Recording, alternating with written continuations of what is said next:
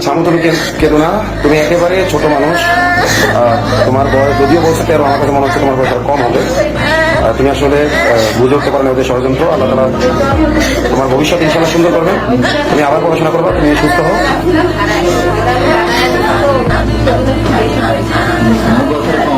না না, আসলে ক্যামেরায় আপনারা বুঝতে পারছেন না হয়তো, ও কিন্তু একেবারে ছোট মানুষ। হ্যাঁ, একেবারে ছোট মানুষ।